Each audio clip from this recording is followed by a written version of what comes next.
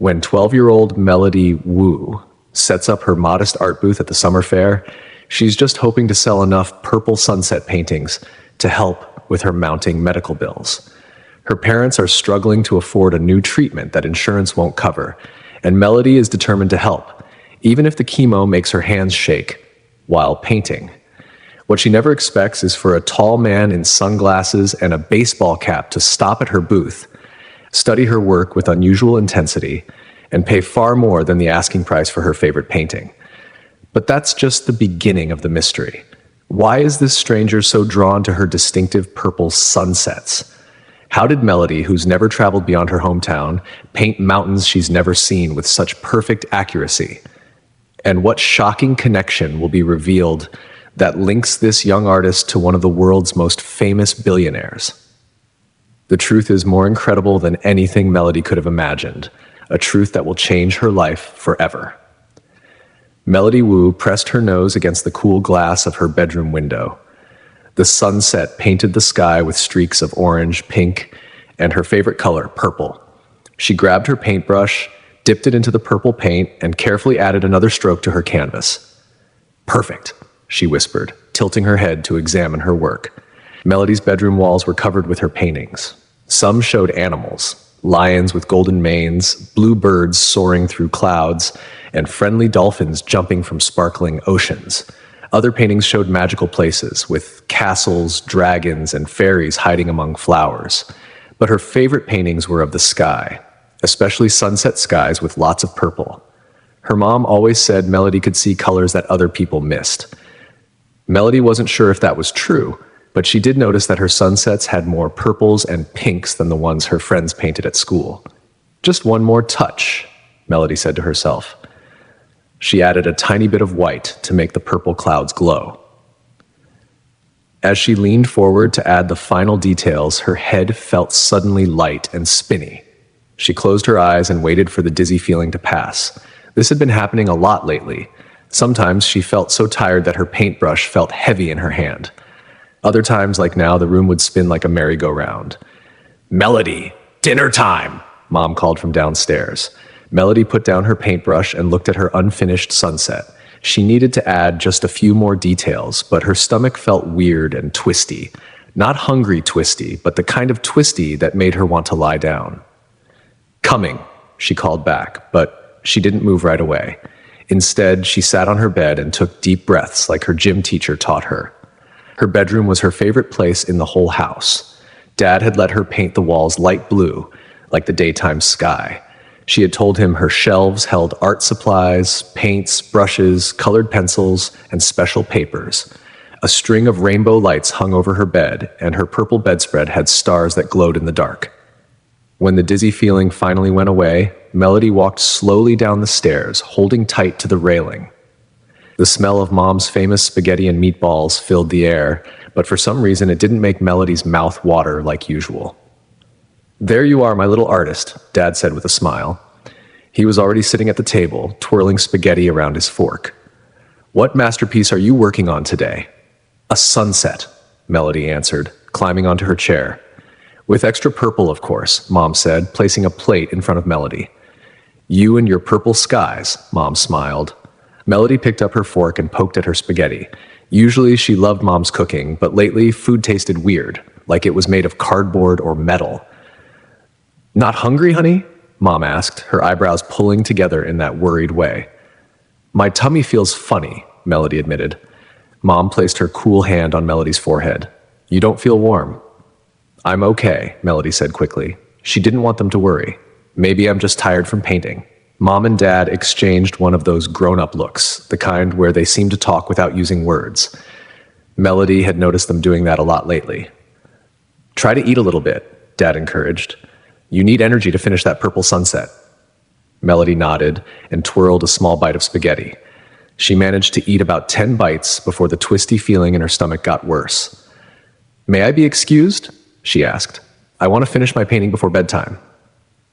"Of course, sweetie," Mom said, though her smile didn't reach her eyes. Melody climbed the stairs slowly, feeling like her legs were made of heavy rocks. Back in her room, she looked at her sunset painting, but didn't pick up her brush. Instead, she flopped onto her bed and stared at the glow-in-the-dark stars on her ceiling. She must have fallen asleep because when she opened her eyes again, her room was dark, except for the soft glow of her rainbow lights. Mom had tucked her blanket around her and placed her stuffed penguin, Waddles, next to her pillow. The house was quiet. Melody guessed it must be late. She reached for Waddles and hugged him close. Her head hurt. Not just a little hurt, but a big, throbbing hurt that made her eyes water. "Ow," she whispered to Waddles. "My head really hurts." She wondered if she should call for Mom and Dad, but they would be sleeping. Maybe a drink of water would help. Melody sat up slowly, but the movement made her head pound even harder. The room started spinning again, faster than before, and her stomach felt like she was on a roller coaster. Melody squeezed her eyes shut and clutched Waddles tighter. When she opened her eyes, the spinning slowed down a little, but her head still throbbed. Through her window, Melody could see the night sky filled with twinkling stars. No purple sunset now, just darkness with tiny dots of light. Somewhere in that darkness was the moon, but Melody couldn't see it from her window. She wanted to get up and finish her painting. She wanted the dizzy feeling to go away. She wanted her head to stop hurting. A tear slipped down Melody's cheek, then another and another. "Mom," she whispered, but her voice was too quiet for anyone to hear. The pain in her head got worse, like someone was hitting a drum inside her skull. Melody reached for the glass of water on her nightstand, but her hand knocked it over. Instead, water spilled across her table and dripped onto the floor. The noise must have been louder than she thought, because a few moments later her bedroom door opened. "Melody?"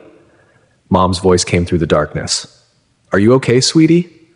"My head really hurts," Melody said, her voice shaking, and the room is spinning again. Mom flicked on the small lamp and rushed to Melody's side. Her face looked scared in the soft light. "James!" she called, her voice sounding different than usual.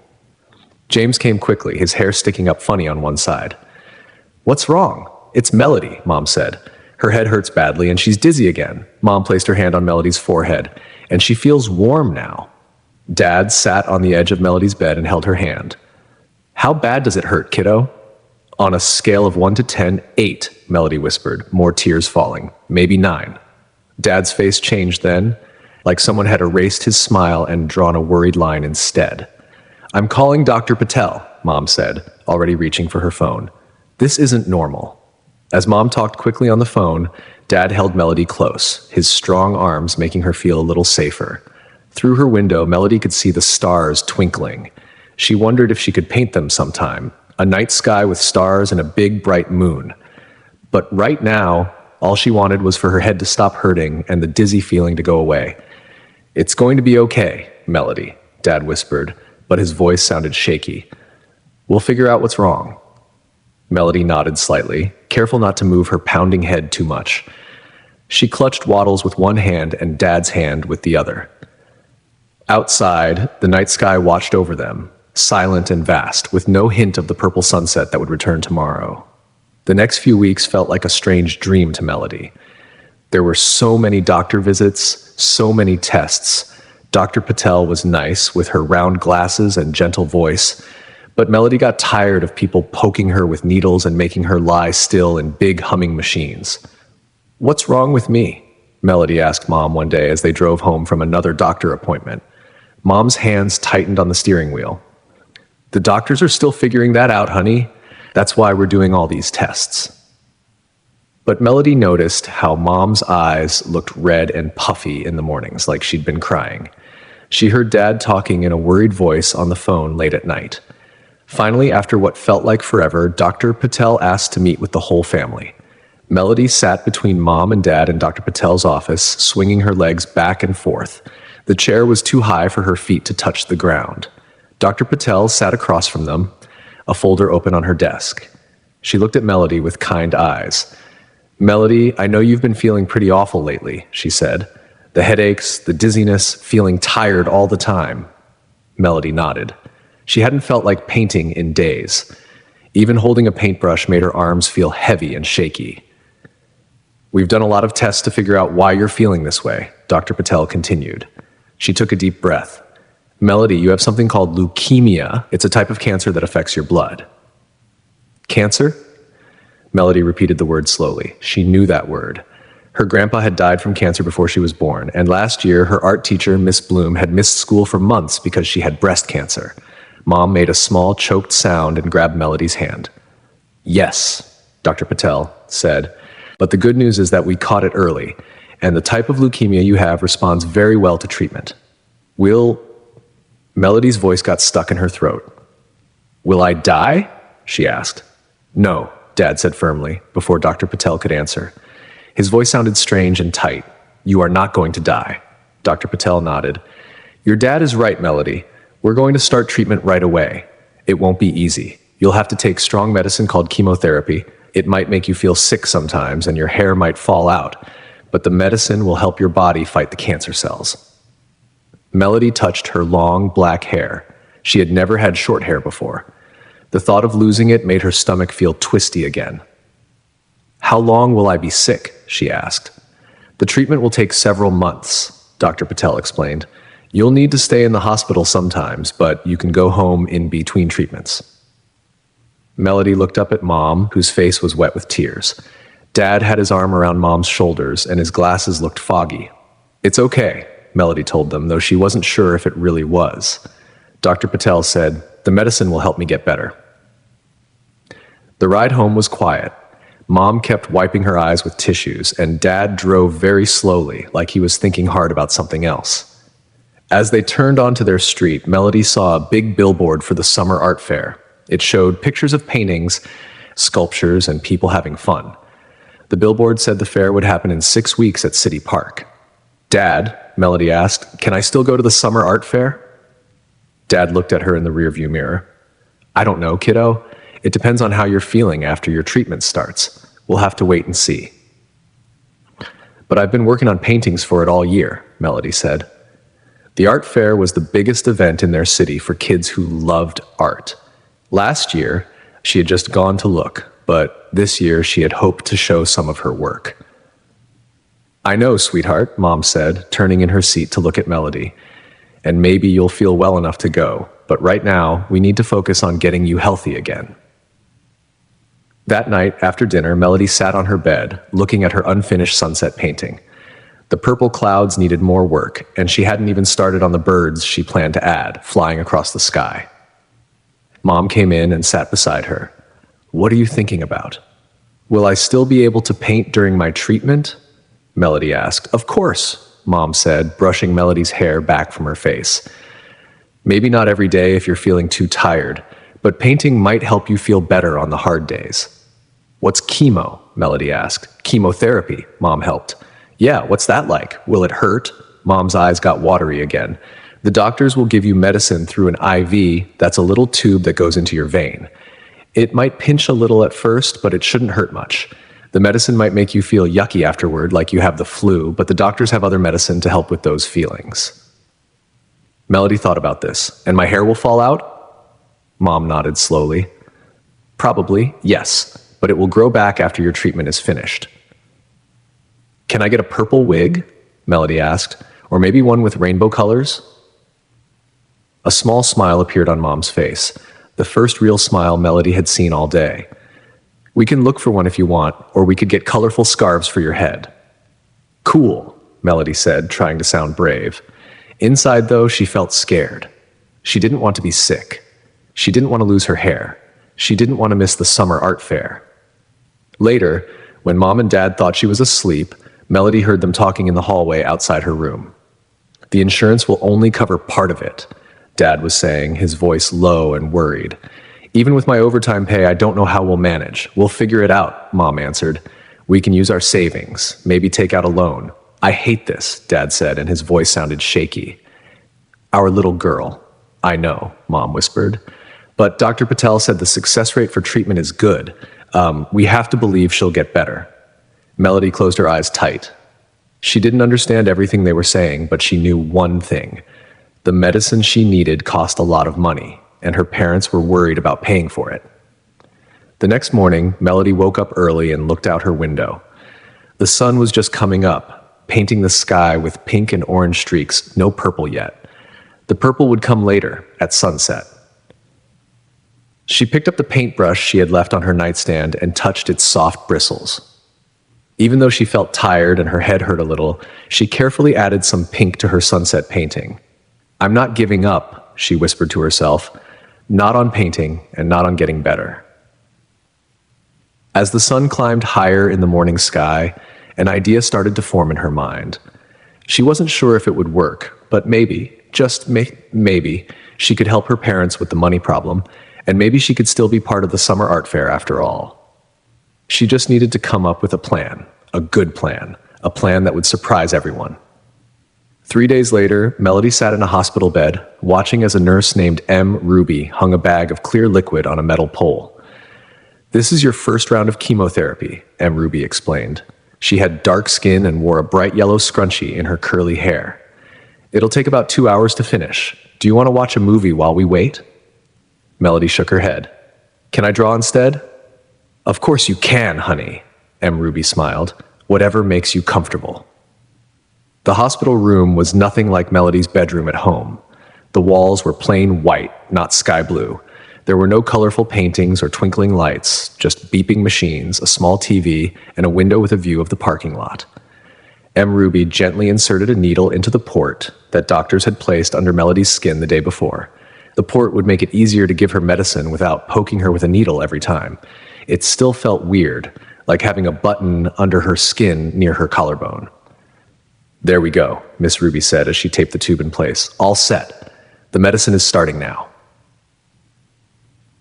Melody watched the clear liquid drip from the bag through the tube and into her body. It didn't look scary. It didn't look like something that could fight cancer. It just looked like water. "Does it hurt?" Mom asked from the chair beside Melody's bed.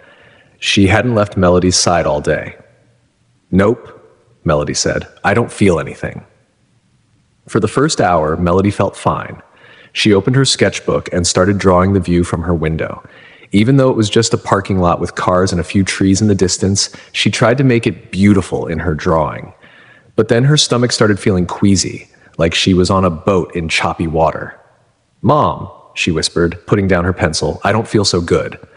Mom quickly grabbed a small basin from the bedside table, just in time. Melody threw up, her whole body shaking.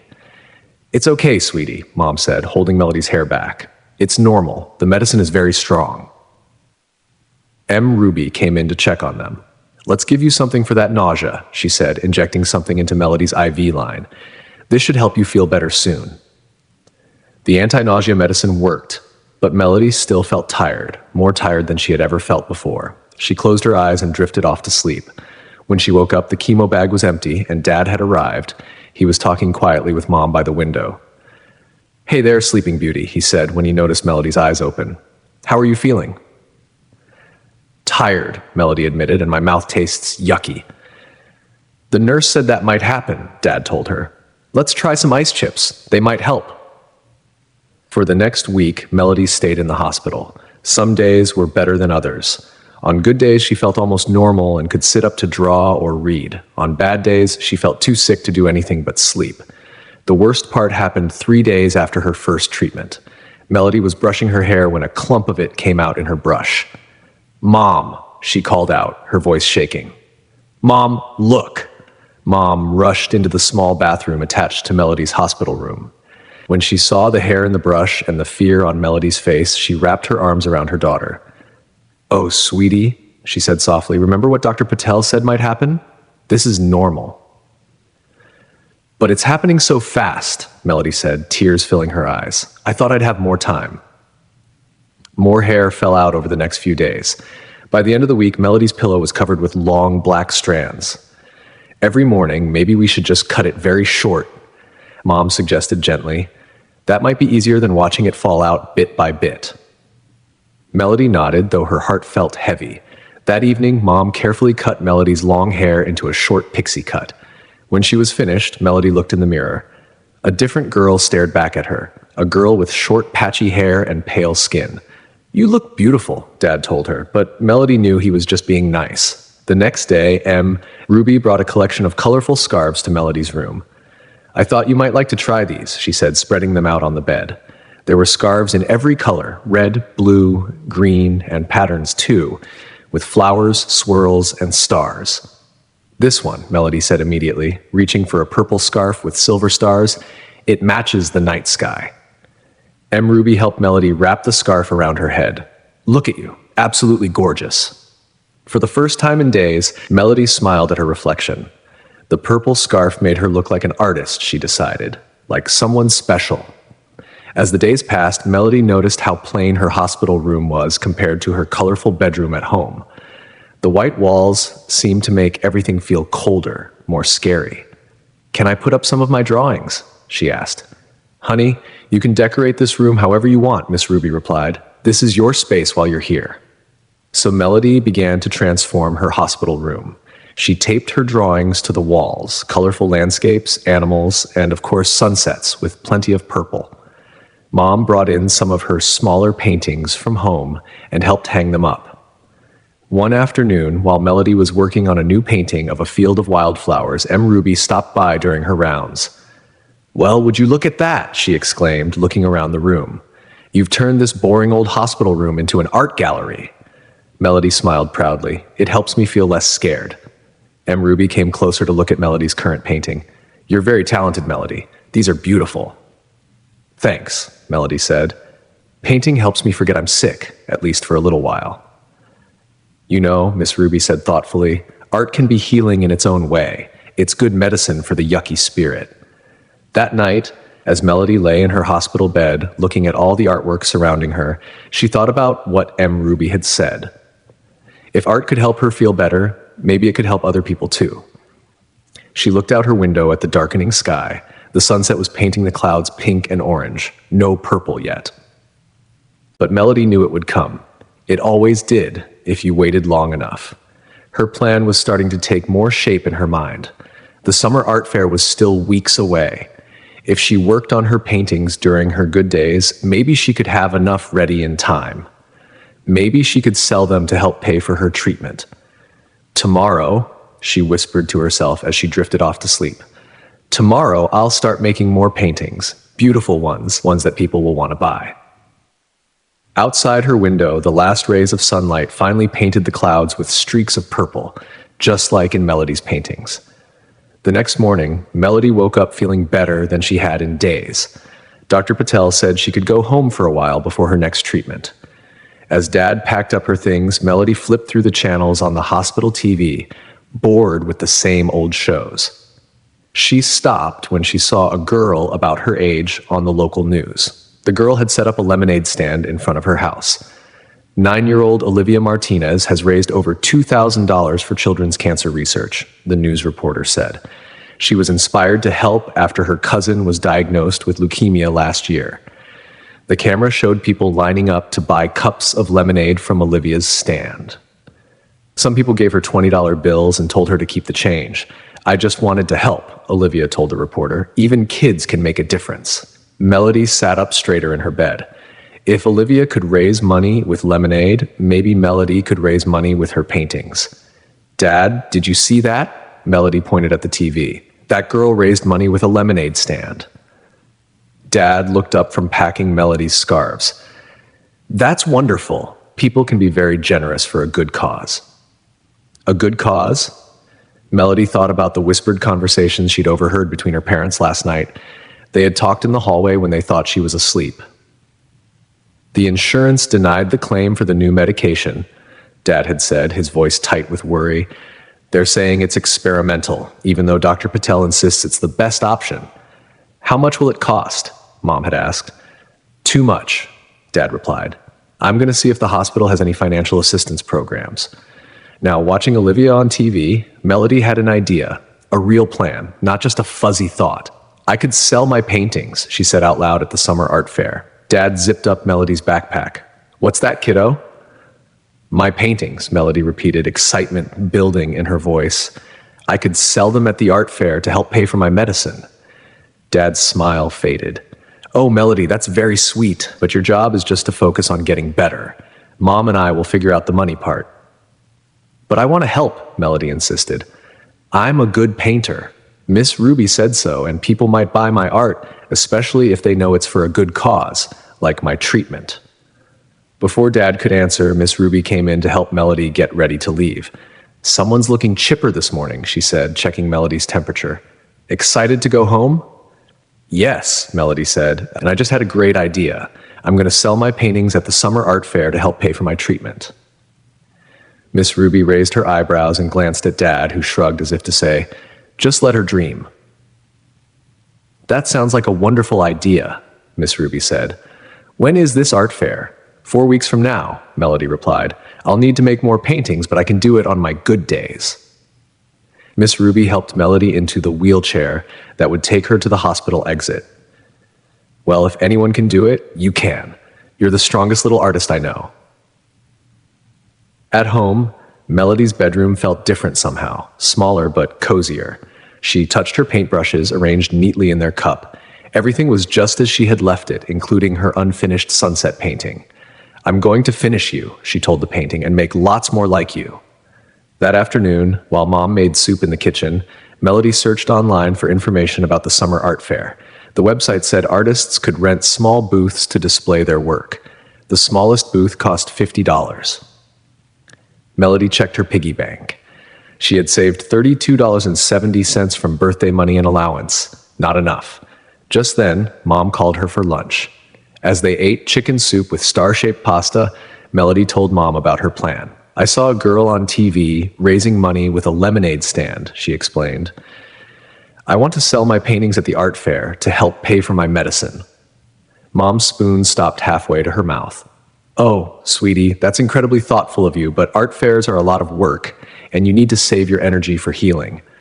"But Mom, I can paint on my good days, and the fair is still a month away. Please? The booth only costs $50, and I already have $32. Mom looked at Melody's eager face, then sighed. "Let me talk to Dad about it, okay? No promises." That night, Melody couldn't sleep, partly because of excitement about her plan, and partly because her joints ached, a side effect of the chemo Dr. Patel had warned her about. She heard her parents talking in the living room downstairs. Their voices drifted up through the heating vent in her floor. "She's so determined," Mom was saying, "and maybe it would be good for her to have a project to focus on during treatment." "But what if she's too sick by then?" Dad asked. "I don't want her to be disappointed." "We could help her," Mom suggested. "And her friend Zoe has been asking how she can help.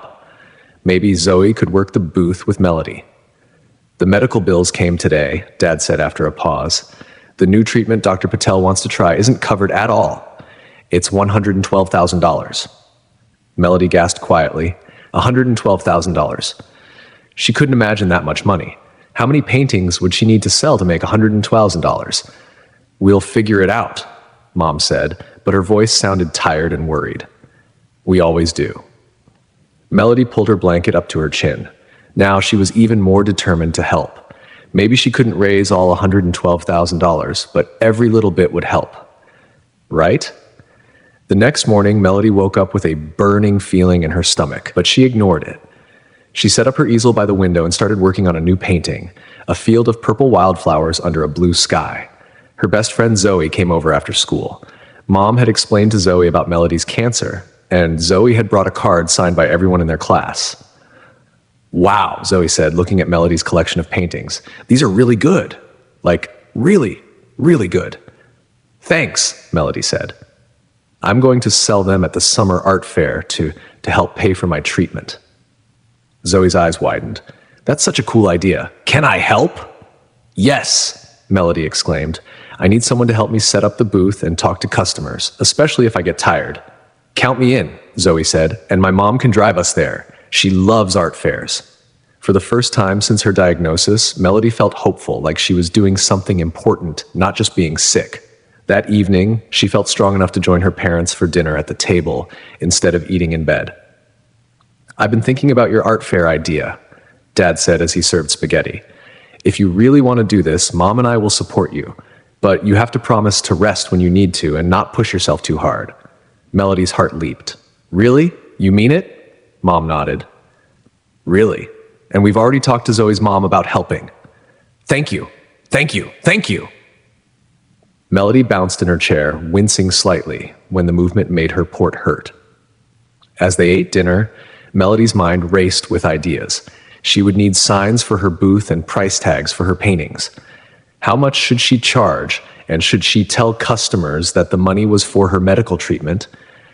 "One day at a time, kiddo," Dad reminded her, seeing the wheels turning in her head. "First, let's get through your next round of chemo next week. Then we can work on art fair plans." Melody nodded, but inside, her idea was growing bigger and stronger. This wasn't just about selling a few paintings anymore. This was about showing everyone, including herself, that she was more than just a sick kid. She was an artist with a mission. That night, as she drifted off to sleep, Melody imagined her booth at the art fair, surrounded by people admiring her work. In her imagination, everyone wanted to buy a purple sunset. The next week passed in a blur of doctor appointments, another round of chemo, and lots of naps. On good days, Melody painted. On bad days, she slept and tried not to think about how awful she felt. Miss Ruby visited her at home once, bringing cookies shaped like paintbrushes. "How's my favorite artist doing?" she asked, settling into the armchair next to Melody's bed. "I'm okay," Melody said. "I finished 2 new paintings yesterday." She pointed to the canvases drying on her desk, a meadow with a rainbow and a beach scene with purple waves. "Beautiful," Miss Ruby said. "How many do you have now?" 11, Melody answered proudly. "But I want at least 20 for the art fair." "I need to make more." Miss Ruby looked thoughtful. "You know, I volunteer at the community center sometimes. They're one of the sponsors for the summer art fair. I could help you apply for a booth." Melody sat up straighter. "Really? That would be amazing. Let's keep it a surprise for your parents," Miss Ruby suggested with a wink. "I'll take care of the booth fee too." "But that's $50, Melody protested. "Consider it an investment in a promising young artist," Miss Ruby smiled. After Miss Ruby left, Melody felt a new rush of energy. She set up her easel by the window and started a new painting, a field of sunflowers with a purple mountain in the background. Halfway through, her hand began to shake. The brush slipped, leaving an ugly streak across the canvas. "No," Melody cried out in frustration. She tried to fix it, but her fingers wouldn't cooperate. They felt numb and tingly, another side effect Dr. Patel had warned might happen. "Stupid cancer," she muttered, throwing her brush down. "Stupid chemo." She flopped back onto her pillows, tears streaming down her face. How could she prepare for the art fair if she couldn't even hold a paintbrush?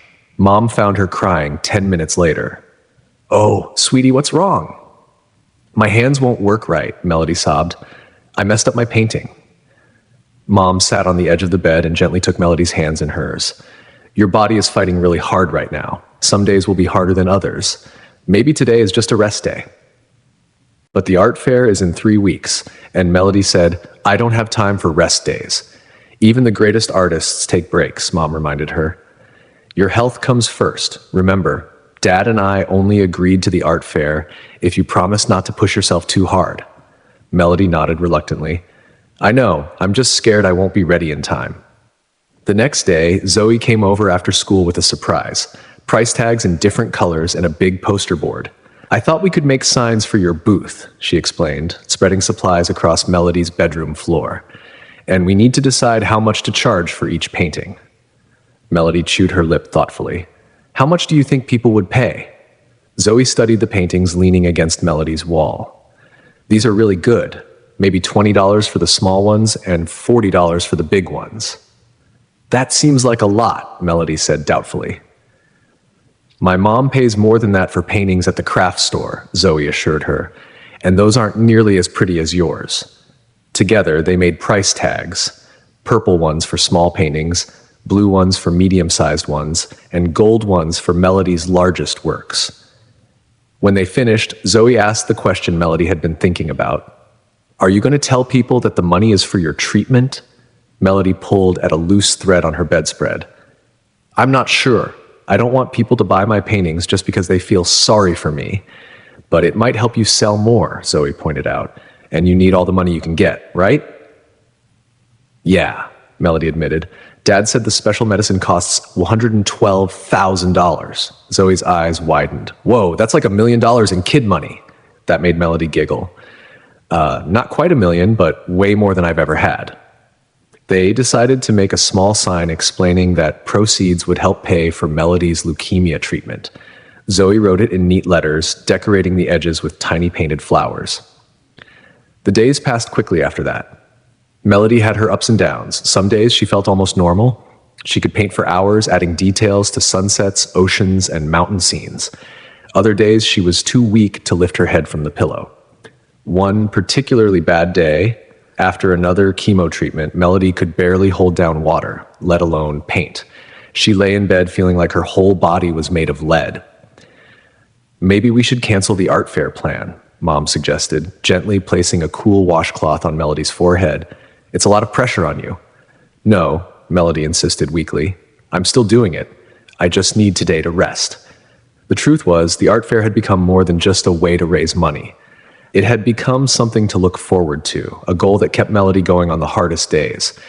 Whenever she felt like giving up, she thought about standing proudly next to her paintings, showing the world that she was still Melody the artist, not just Melody the sick kid.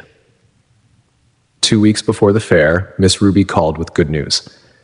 You're officially registered for booth number 47. It's near the main entrance, so you'll get lots of foot traffic. Thank you, Miss Ruby, Melody exclaimed. I need to tell my parents. That evening, Melody showed Mom and Dad the booth confirmation email that Miss Ruby had forwarded.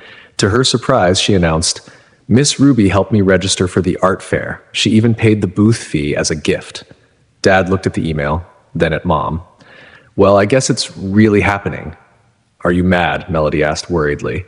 No, kiddo, Dad said, giving her a gentle hug. We're proud of you for working so hard on this. Just remember. I know, Melody interrupted with a smile. Health first. I promise I'll rest when I need to. With just 1 week to go, Melody counted her finished paintings, 18. Not quite the 20 she had hoped for, but close. Each one was signed Melody W in the corner. They're beautiful, Mom told her as they carefully wrapped each painting in tissue paper. People are going to love them. The night before the art fair, Melody could hardly sleep. What if nobody bought her paintings? What if people thought they were childish or silly? What if she got too tired and had to leave early? As she tossed and turned, she reminded herself of what Miss Ruby always said. You're the strongest little artist I know. I can do this, Melody whispered to herself, clutching Waddles the penguin to her chest. Tomorrow, I'm going to sell my art and help pay for my medicine. Outside her window, stars twinkled in the night sky. Melody imagined they were sending her strength for tomorrow, the day she would show everyone what she was capable of. Cancer or no cancer. Melody woke up before her alarm clock even rang.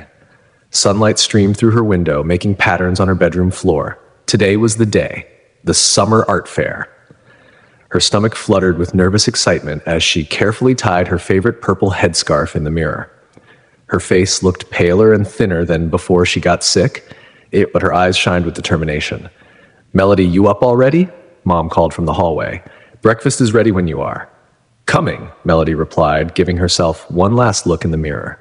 You can do this, she whispered to her reflection. Downstairs, Dad was loading Melody's carefully wrapped paintings into plastic storage bins. Morning, kiddo, he said cheerfully. Big day today. How are you feeling? Excited, Melody answered. A little nervous, but good. Mom had made Melody's favorite breakfast, pancakes with strawberries arranged in a smiley face. Eat as much as you can, she encouraged. You'll need your energy today. Melody managed to eat one pancake and a few strawberries. The anti-nausea medicine Dr. Patel had prescribed helped, but food still didn't taste quite right. As they were getting ready to leave, the doorbell rang. It was Zoe and her mom, Mrs. Chen. We brought reinforcements, Zoe announced, by holding up a folding table and chairs. And look what my mom made. Mrs. Chen unfolded a beautiful banner that read, Melody's Masterpieces, Art for Hope, in purple letters. It's perfect, Melody gasped. My pleasure, Mrs. Chen said with a warm smile. Zoe told me all about your project. It's very brave what you're doing. Everyone helped load the car. Dad carefully placed the bins with Melody's paintings in the trunk. Mom packed a cooler with water bottles and snacks. Zoe and Mrs. Stanger Chen brought the table, chairs, and display easel. Don't forget your medicine, Mom reminded Melody, handing her a small pill case, and your sunscreen and your hat in case your scarf gets hot. Mom, Melody groaned, I've got everything. The drive to City Park took 15 minutes. As they approached, Melody could see colorful tents and booths being set up across the grassy field. A large banner at the entrance read, "Welcome to the 25th Annual Summer Art Fair." "Look how many people are here already," Zoe said, peering out the window. "This is going to be awesome." Dad found a parking spot near entrance B, which was closest to booth number 47.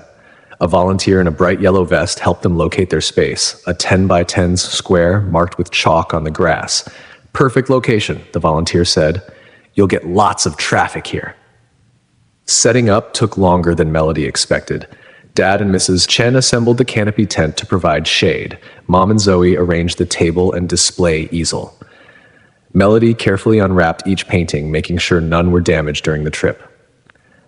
"How should we arrange them?" Melody wondered aloud, looking at her collection of artwork spread across the grass. "Group them by subject," Zoe suggested, "like all the sunsets together, all the ocean scenes together." "Or by size," Mom offered. "Largest ones on the easel desk, medium ones on the table stands, small ones in the display rack." They tried different arrangements until Melody was satisfied. Her 18 paintings looked professional and inviting.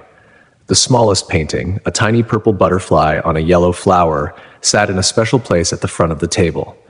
Mrs. Chen hung the Melody's Masterpieces banner across the front of the canopy. Zoe set up the price list and the small sign explaining that proceeds would help pay for Melody's leukemia treatment.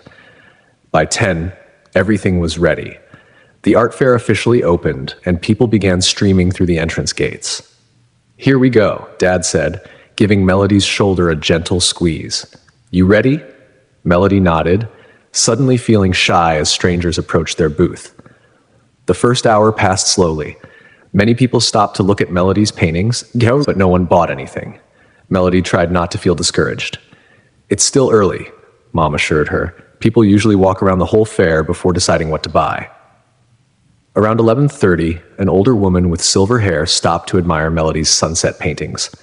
"These are quite lovely," she said, adjusting her glasses. "Did you paint these, young lady?" "Yes, ma'am," Melody replied politely. "Thank you." The woman read the small sign about Melody's leukemia treatment. Her expression softened. "My grandson had leukemia when he was about your age," she shared. "He's in college now, doing very well." Melody's heart lifted. "Really? He got better?"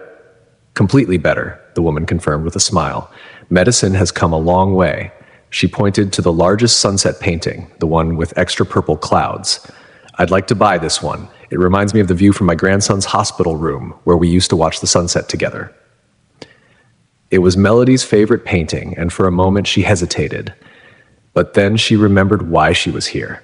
"That one costs $40, Zoe piped up from behind the table. "Make it $50, the woman said, opening her purse. "It's for a good cause." After that first sale, things picked up. A young couple bought 2 of Melody's ocean scenes for their new apartment. A man in a business suit purchased the meadow with wildflowers for his office. A little girl spent her allowance on Melody's smallest painting, the purple butterfly. By one, Melody had sold 8 paintings and made $280. She couldn't believe it. She couldn't believe it. "You're a hit," Zoe exclaimed, counting the money again to be sure. Melody beamed with pride, but she was starting to feel tired. The excitement, the heat, and talking to so many people had drained her energy. She sat down in a folding chair while Mom handed her a water bottle and a small sandwich. "How are you holding up?" Mom asked quietly. "I'm okay," Melody insisted, though her head had started to ache. "Just need a little break." As she ate her sandwich, Melody noticed a tall man in sunglasses and a baseball cap walking slowly through the fair. Something about him seemed different from the other visitors. He moved with purpose, studying the artwork at each booth carefully. Eventually, he made his way to booth 47. Unlike most people who glance quickly at Melody's paintings before moving on, this man took his time. He examined each painting closely, leaning in to study the brushstrokes. "Did you paint all of these?" he asked Melody. His voice was deep. "But kind, yes," Melody answered. "They're all my originals," the man. "What inspired this one?" He pointed to a painting of mountains with a purple sky. "I've never actually seen mountains in real life," Melody admitted, "but I imagine they look magical at sunset. I love purple skies." "I can tell," the man said with a smile. "You use purple in almost all of these. It's a powerful color, the color of imagination. Unlike other customers who seemed uncomfortable when they realized Melody was sick, this man didn't flinch when she mentioned her cancer. He asked thoughtful questions about how long she'd been painting and what techniques she used. Art helped me through some tough times too, he shared. It's amazing how creating something beautiful can help you cope with difficult situations. He walked around the booth again, studying each painting one more time. Finally, he pointed to Melody's largest canvas, a sweeping purple sunset over mountain ranges. "This one speaks to me," he said. "How much?" "That's one of my best ones," Melody said proudly. "It's $60. The man reached into his pocket and pulled out a wallet. "I'd like to pay $200 for it, if that's okay." Melody's jaw dropped. $200, but the price tag says $60. "I believe in supporting young artists," the man explained, "especially those with important goals." As Dad carefully wrapped the painting, the man asked Melody another question. "Do you have a website or social media where you share your art? I have friends who might be interested." "No," Melody said, "just this booth today." "You should think about it," the man suggested. "Your work deserves a wider audience." After the man left with his painting, Melody felt a second wind of energy. She sold 3 more paintings before the afternoon was over. By 4, when the fair was wrapping up, Melody had sold 13 of her 18 paintings and made $630, far more than she had hoped for. "You did it, kiddo," Dad exclaimed as they packed up the remaining paintings. "I'm so proud of you." "We all are," Mom added, giving Melody a gentle hug. "How do you feel?" "Tired, but happy," Melody thought. She had accomplished something important today. She had shown everyone, including herself, that she was more than just her illness. "I feel good," she said simply. "Really good."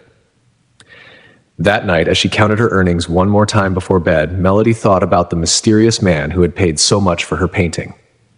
There had been something special about him, something she couldn't quite put her finger on.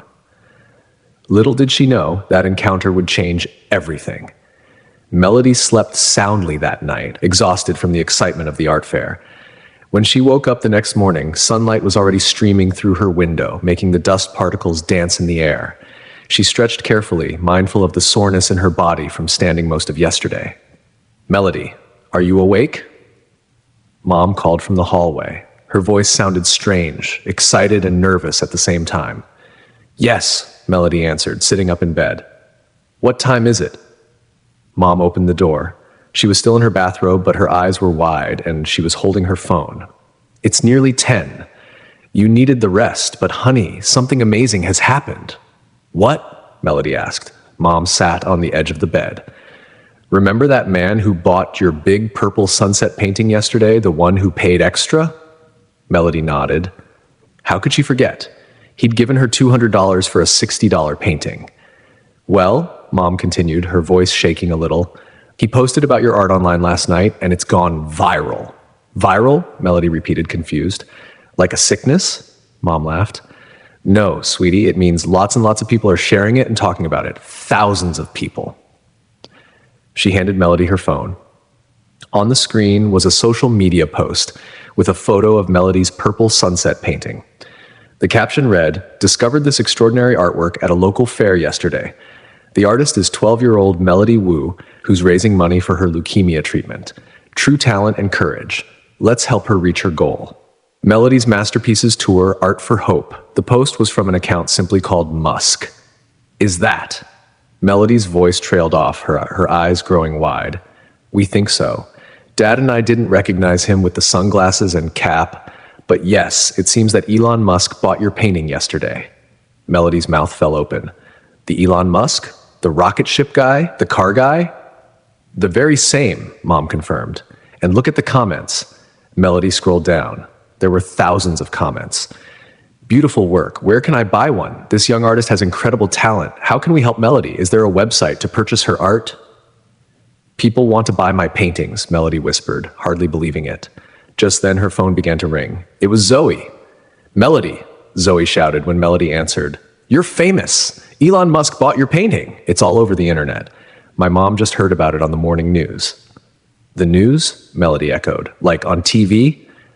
"Yes, they showed your painting and everything." Zoe was talking so fast that Melody could barely keep up. "They're calling you the Purple Sunset Prodigy." Before Melody could respond, the house phone rang downstairs. Then Mom's phone buzzed with another call. Then Dad appeared in the doorway, holding his phone. "Channel 7 News wants to interview you," he said, sounding dazed. "And the local paper, and some art websites. This is crazy." "This is crazy," Melody said, feeling overwhelmed. "What do we do?" Dad ran his hand through his hair. "I think we need to make some decisions quickly. People are looking for ways to buy your art, but we don't have a website or anything set up." Mom was scrolling through more messages on her phone. "Mrs. Chen just texted. She can help us set up a simple website. Her nephew is a web designer." The rest of the morning passed in a blur. The phone kept ringing. Mom made a list of all the reporters who wanted to talk to Melody. Dad called Dr. Patel to ask if Melody was well enough for interviews. By lunchtime, Zoe and Mrs. Chen had arrived to help. Mrs. Chen's nephew, Kevin, was already working on a website where people could view and purchase Melody's paintings. "We can add a donation button too," Kevin explained as he showed them a rough design on his laptop. "Some people might want to contribute directly to Melody's medical fund without buying art." "This is all happening so fast," Mom said, looking worried. "Melody, how are you feeling about all this? It's okay if it's too much." Melody thought carefully before answering. Yesterday, she had hoped to raise a few $100s. Now suddenly, people all over the world knew her name and wanted to help. It was overwhelming, but also amazing. "I think it's good," she said finally. If it helps pay for my treatment, I just don't want people to feel sorry for me. I want them to like my art because it's good." "From what I've seen online," Kevin said, "people are genuinely impressed with your talent. The fact that you're fighting cancer just makes your story more inspiring." By mid-afternoon, the website was live, melodiesmasterpieces.com. It featured photos of all Melody's paintings, including the ones she hadn't sold at the fair. Kevin added a blog section where Melody could share updates about her art and treatment. As soon as the website launched, orders started coming in. First a few, then dozens. People were buying paintings, requesting commissions, and making donations. "Mom," Melody called out, staring at her tablet in disbelief, "someone just paid $500 for my ocean painting." Mom looked over Melody's shoulder at the screen. "And look, they left a message. My daughter had leukemia too. Stay strong, Melody. Your art brings joy." Tears welled up in Melody's eyes. "People really care, don't they?" "Yes, sweetie," Mom said, hugging her gently. "They really do." That evening, a local news crew came to the house. The reporter, a kind woman named Diana, interviewed Melody in her art-filled bedroom.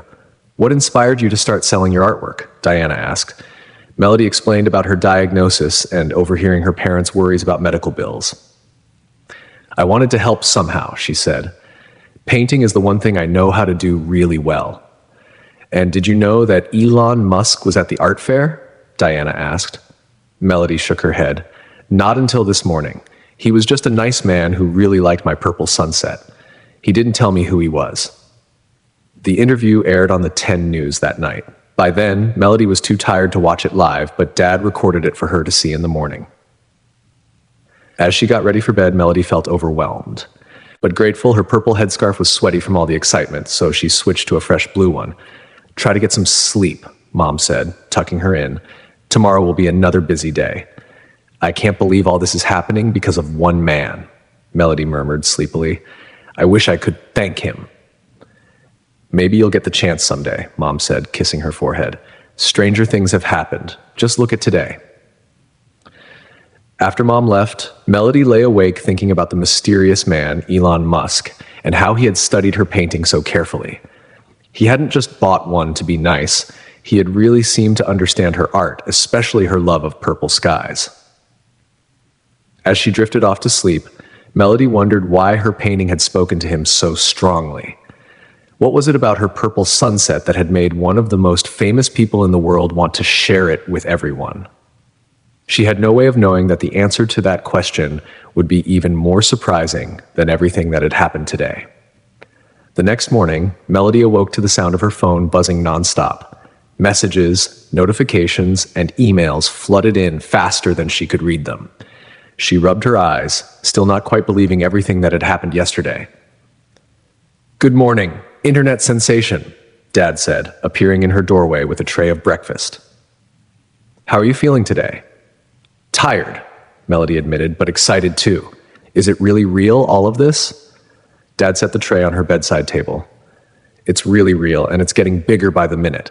Your website had over 50,000 visitors overnight.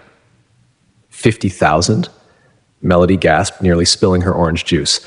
That's like 3 whole schools full of people. More like 10 schools, Dad corrected with a smile. And guess what? You've sold every single painting that was on the website.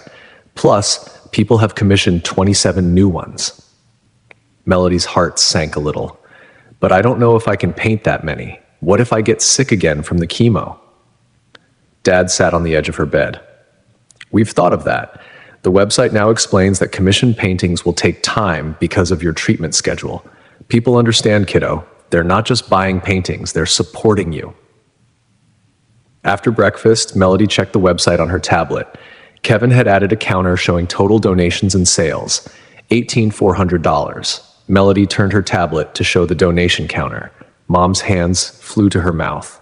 Oh my goodness, that's more than enough for the new treatment Dr. Patel recommended. Tears filled Melody's eyes. We did it, Mom. We really did it. Mom sat down next to Melody and hugged her tightly. You did it, sweetheart. Your talent and determination did this. The doorbell rang, interrupting their moment. Dad went to answer it and returned with a delivery man carrying an enormous bouquet of purple flowers. Special delivery for Melody, the man announced, struggling under the weight of the arrangement.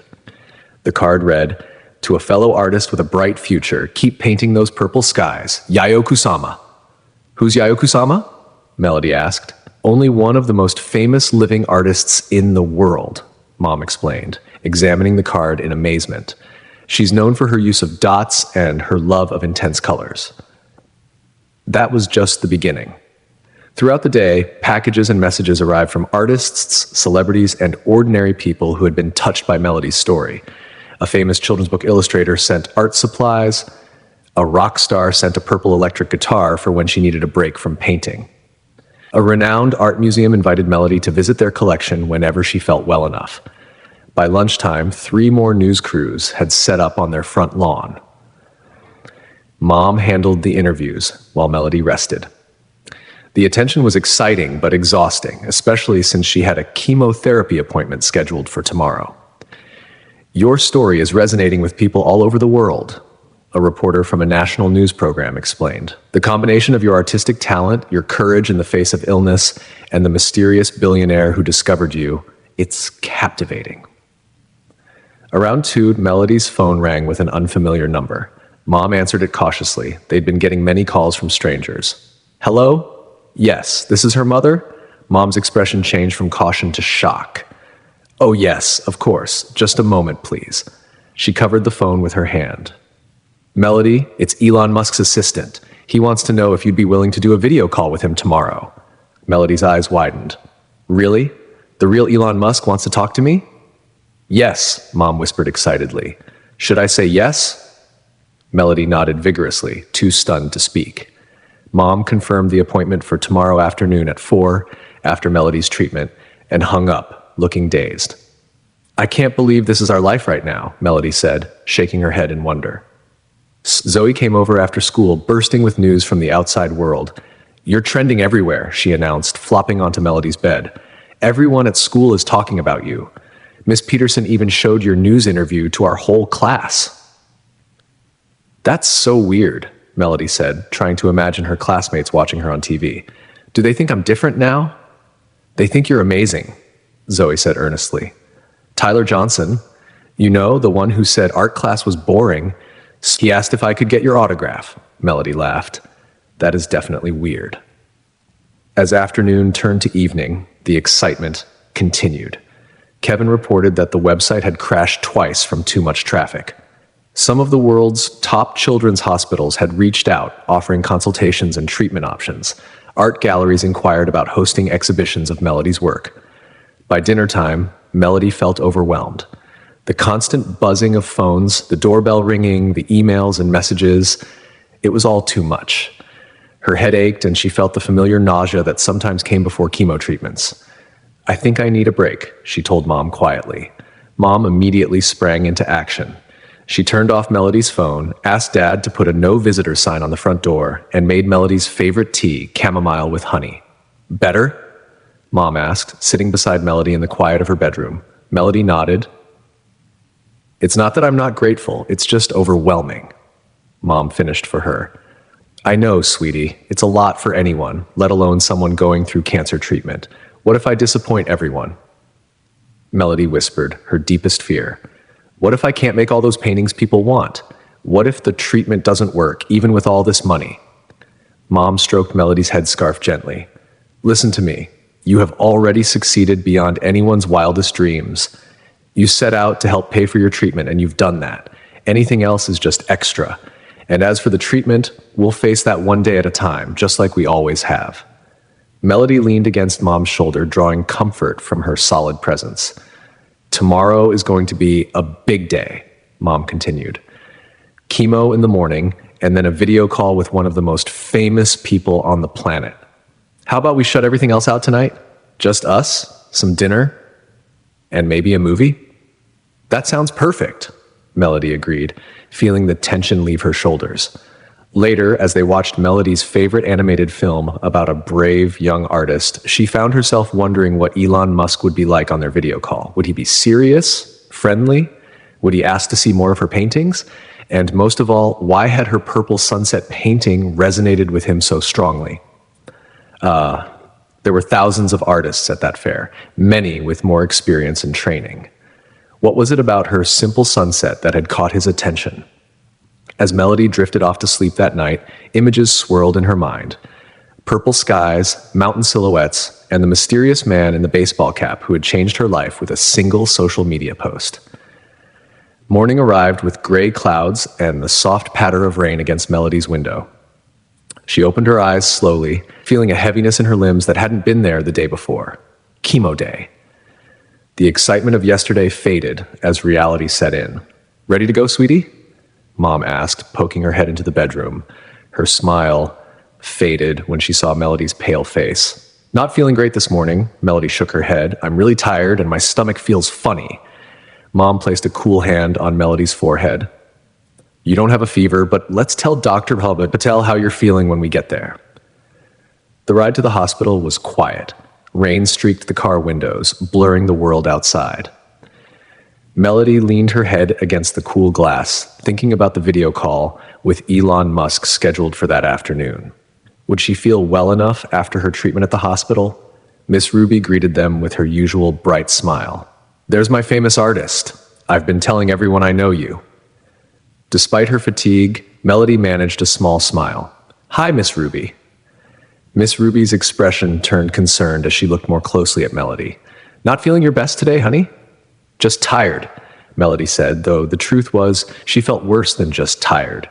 Every muscle ached and her head throbbed with a dull pain. Dr. Patel examined Melody before starting the chemotherapy. Your blood counts are lower than I'd like, she said, studying the test results. That's not unusual after several rounds of treatment. But we'll need to monitor you closely. The chemo session was harder than previous ones. Halfway through, Melody began shivering uncontrollably, despite the warm blanket Ruby had tucked around her. Mom, she stuttered through chattering teeth. I don't feel right. Mom immediately called for Dr. Patel, who rushed in and checked Melody's temperature. Hard 2.3, she announced, her face serious. Melody, I'm going to stop the treatment right now. You have an infection, and with your low blood counts, this could become dangerous quickly. Everything happened fast after that. Nurses bustled around, hanging bags of antibiotics on Melody's IV pole. Dr. Patel explained that infections were a common complication during chemotherapy because the treatment weakened the immune system. We need to admit you to the hospital, Dr. Patel told Melody, at least until we get the infection under control. Tears welled in Melody's eyes. But I have a video call with Elon Musk this afternoon. Everyone's expecting new paintings. The whole world is watching. Mom squeezed Melody's hand. The whole world will understand that you're fighting a serious illness, sweetie. Your health comes first. As they wheeled Melody to a hospital room, the same one she'd stayed in before, Dad arrived looking worried. Kevin called. He told Mom quietly, There are hundreds of orders and messages coming in. People are asking for updates. Tell them the truth, Mom said firmly. Melody has had a setback and needs to focus on her health right now. Everyone will just have to wait. Through her feverish haze, Melody felt a crushing disappointment. Just when everything was going so well, the money for her treatment, the recognition of her art, the call with Elon Musk, her body had betrayed her. Dad, she called weakly, can you bring my phone? I need to tell Elon's assistant I can't do the call. Dad hesitated. Are you sure you want to cancel? Maybe we could reschedule. I don't know when I'll feel better, Melody said, a tear sliding down her cheek. And I don't want him to see me like this. Dad nodded, understanding. I'll take care of it, kiddo. Don't worry. The next 24 hours passed in a blur of medication, fever, and fitful sleep. Melody drifted in and out of consciousness, sometimes unsure if she was dreaming or awake. In one vivid dream, she was painting a massive purple sunset on the side of a spaceship while Elon Musk explained how they would fly it to Mars. When she finally woke, clear-headed, the rain had stopped and sunlight streamed through her hospital window. M. Ruby was adjusting her IV. There she is, M. Ruby said warmly. Welcome back, honey. You gave us quite a scare. How long was I out? Melody asked, her voice raspy. About a day and a half, M. Ruby answered. Your fever broke this morning. Dr. Patel says the antibiotics are working. Melody looked around the room and was filled with flowers, cards, and stuffed animals. What's all this? Gifts from your fans, M. Ruby explained. Once word got out that you were sick, people started sending things. The nurses had to set up a special table in the hallway for all the deliveries that wouldn't fit in here. Mom entered carrying a tray with soup and crackers. The dark circles under her eyes showed she hadn't slept much. You're awake, she exclaimed, setting down the tray to hug Melody gently. How do you feel? Weak, Melody admitted, but better than before. My head doesn't hurt anymore. As Melody slowly ate some soup, Mom filled her in on what had happened while she was sick. The website now had a special update section where Dad posted about Melody's condition. Thousands of supportive messages had poured in from around the world. People are so kind, Mom said, showing Melody some of the messages on her tablet. They're sending love, prayers, and good wishes. Many of them have gone through similar experiences. What about the art orders? Melody asked anxiously. And the video call? Everything's on hold, Mom assured her. Your dad wrote a beautiful message explaining that your health needs to be the priority right now. Everyone understands. Everyone except me, Melody said, frustration bubbling up. I hate this, Mom. I hate that I got sick just when things were going so well. It's not fair. No, it's not fair, Mom agreed, surprising Melody. Usually adults tried to make things sound better than they were. Cancer isn't fair, but you know what? You've already accomplished something amazing. The money is there for your treatment. Your art has touched thousands of people. All you need to focus on now is getting better. Later that afternoon, Zoe visited, bringing Melody's favorite colored pencils and sketchbook. The whole school made you cards, Zoe said, dumping a bundle of handmade cards onto Melody's bed. Even Mr. Finch, the grumpy math teacher. Melody leafed through the cards, touched by the thoughtful messages from classmates she barely knew. Thanks for bringing these, she said. I've been feeling kind of down about missing the video call and disappointing everyone. Are you kidding? Zoe exclaimed. You're like the opposite of disappointing. You're practically a legend now. Besides, being sick isn't your fault. As evening approached, Melody felt strong enough to sit up and sketch a little. The simple act of creating, even just a small drawing, lifted her spirits. She sketched the view from her hospital window, a slice of sky between buildings where the setting sun cast golden light on the clouds. Dad arrived with dinner from Melody's favorite restaurant. As they ate together, he showed her something on his phone. Someone sent this today, he said. I thought you might like to see it. It was a photo of a little girl, maybe 5 or 6 years old, wearing a purple headscarf like Melody's. She was holding up a painting of a sunset, clearly inspired by Melody's style. The caption read, Sophia, age 6, wanted to paint purple skies like Melody during her own chemo treatment today. Thank you for inspiring her. Melody stared at the image, a lump forming in her throat. I inspired her? You've inspired a lot of people, Dad said gently. Your paintings, yes, but your courage even more. That night, as Melody drifted towards sleep, she felt a strange sense of peace. Despite the setback, her body needed time to heal, and that was okay. The world and Elon Musk would wait. What she didn't know was that someone had decided not to wait at all. Someone was already making plans to visit her, plans that would bring an unexpected twist to her story. 3 days passed. Melody grew stronger each day as the antibiotics fought off her infection. Dr. Patel was pleased with her progress, but insisted she stay in the hospital a bit longer, just to be safe. Your immune system needs time to recover, she explained. We want to make sure you're really better before sending you home. Melody tried not to feel frustrated. She decorated her hospital room with cards from well-wishers and sketched when she had the energy. On good days, she could sit by the window in a comfortable chair, watching raindrops race down the glass. On harder days, she slept and tried not to think about all the paintings she'd promised to create. Mom and Dad took turns staying with her. They brought news from home, including updates about her website, which continued to receive orders and donations despite Melody's announcement that she was taking a break for health reasons.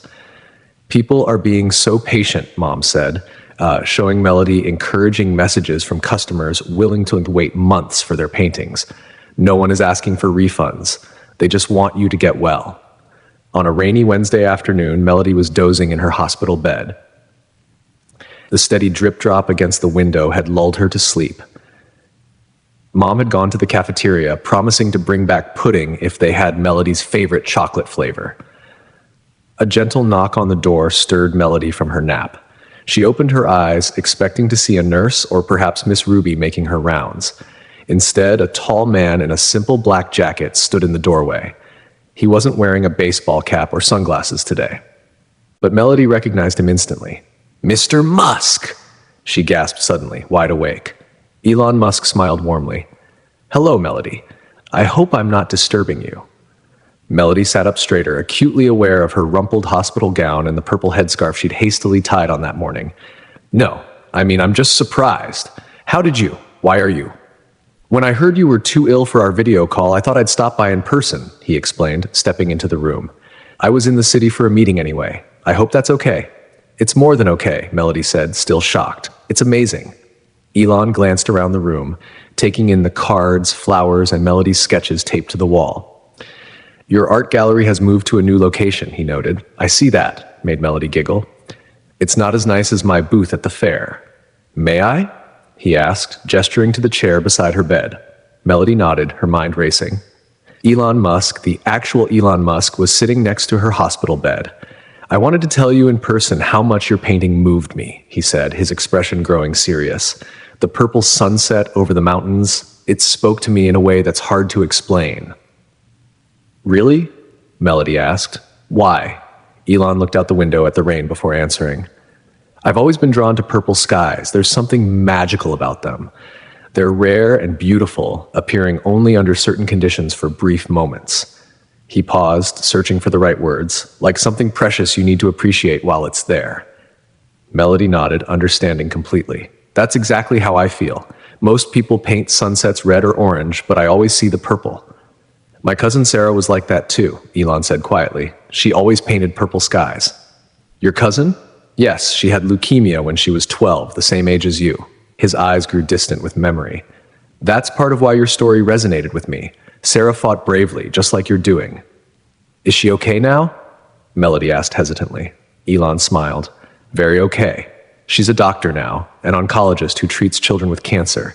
Your story reminded me of her journey." Melody felt a warm glow inside, knowing her art had connected to something so personal for him. "I brought you something," Elon said, reaching into a slim briefcase she hadn't noticed before. He pulled out a folder and handed it to her. Inside was a printout of an article about a new cancer treatment developed by researchers his foundation had funded. The treatment showed promising results for children with leukemia who hadn't responded to traditional methods. "I've spoken with Dr. Patel," Elon explained. "She thinks this might be a good option for you, especially considering your recent setback. My foundation will cover any costs not paid by your insurance or the donations you've received." Melody stared at the papers, trying to absorb what he was saying. "You'd do that for me? But why?" Because your art touched me deeply, he said simply, and because I believe in supporting talented young people, especially those facing difficult challenges. Sarah had people who helped her when she needed it most. I'm in a position to do the same for others now.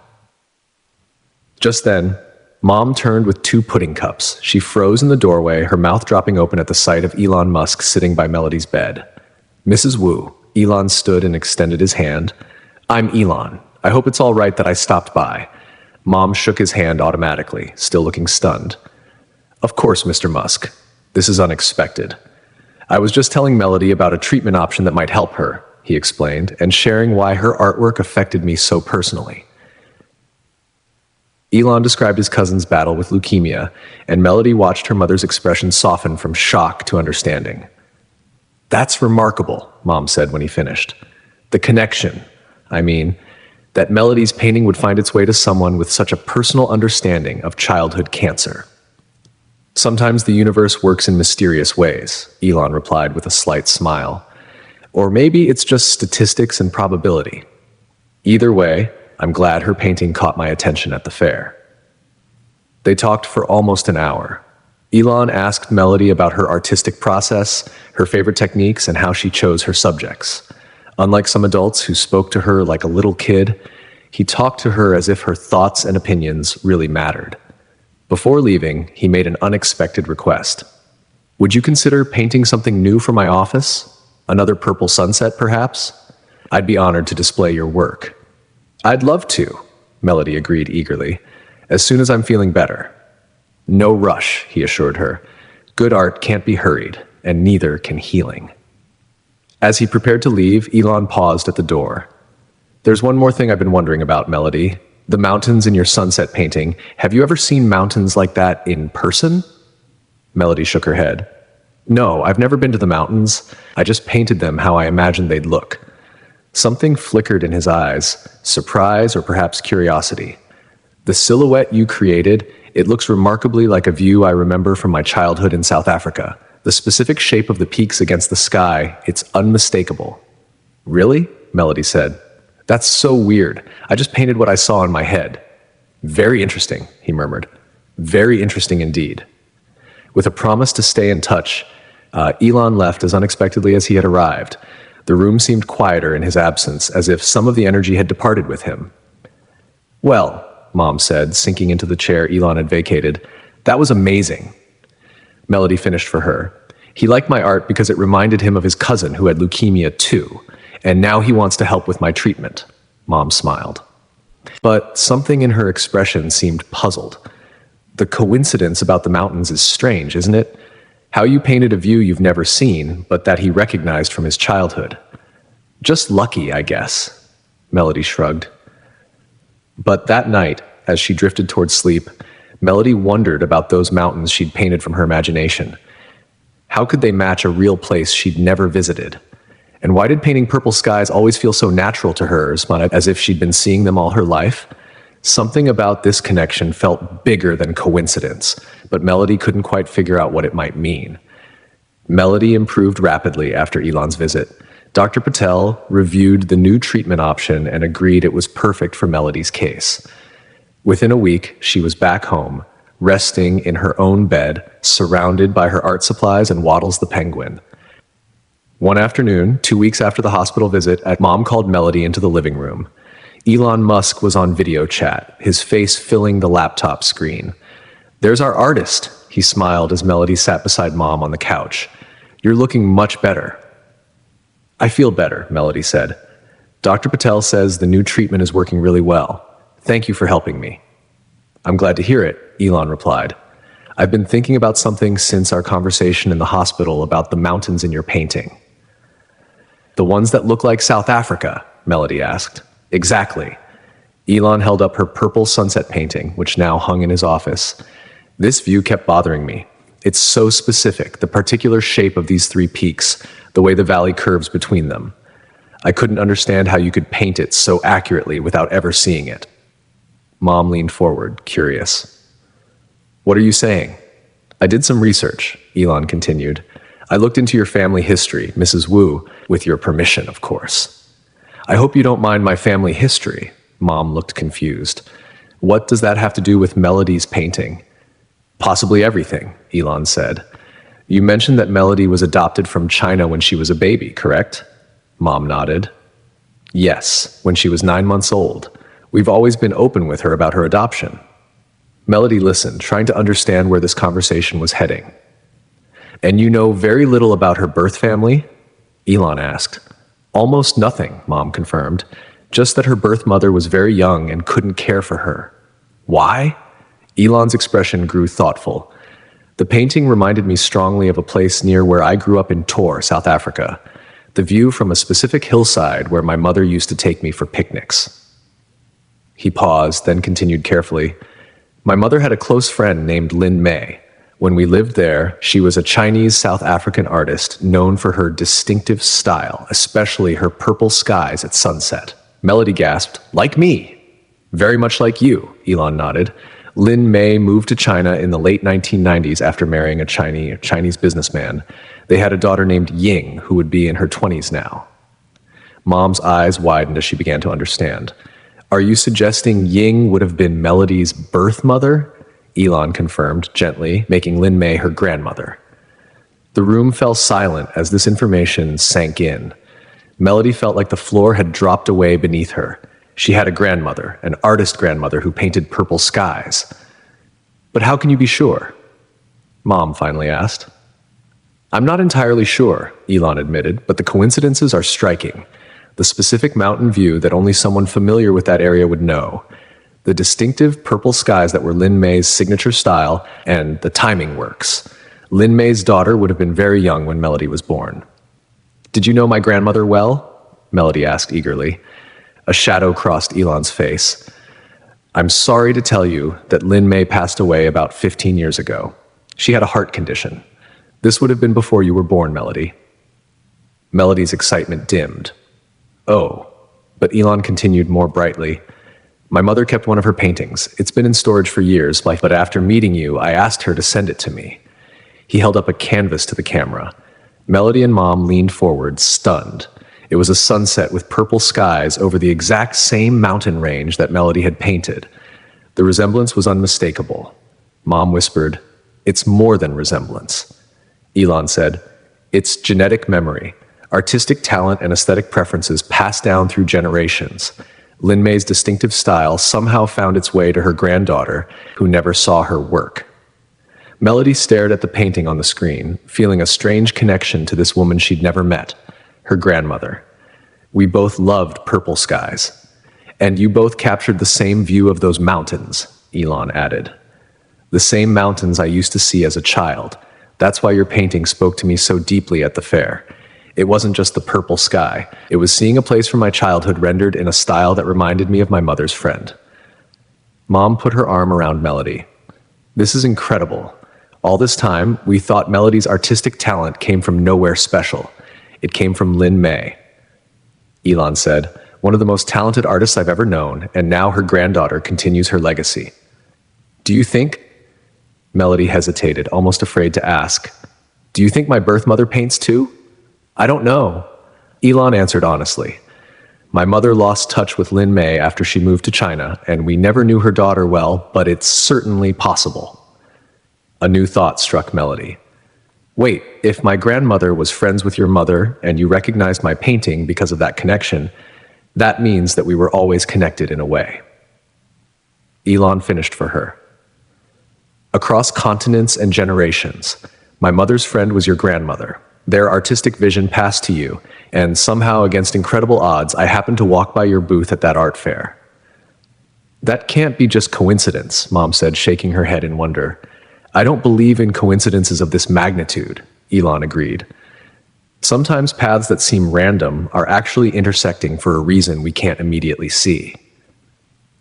Melody thought about everything that had happened, her diagnosis, the art fair, Elon buying her painting, the viral fame, and now this revelation about her artist grandmother.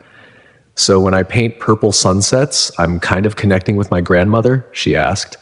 I think you are, Elon said warmly, and that connection brought us together too, completing a circle that began decades ago in South Africa. After the call ended, Melody sat quietly, processing everything she'd learned. She had a grandmother who'd been an artist who painted the same mountains, the same purple skies, that without Melody ever knowing she existed. "How do you feel?" Mom asked gently. "Like I finally understand something that was always missing," Melody replied. "Why purple sunsets always felt so special to me. Why painting feels like coming home." That evening, Melody sat at her easel by the window. The sky was turning pink as the sun began to set. She mixed her paints carefully, blue, red, and just the right amount of white. As she painted, she imagined her grandmother doing the same thing years ago while watching a similar sunset over those South African mountains. Maybe her grandmother's hands had moved the same way Melody's did now. Maybe she'd felt the same peace while creating.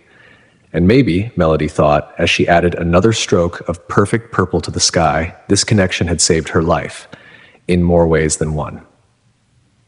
Melody's story is proof that art, kindness, and unexpected connections can change lives in ways we never imagined.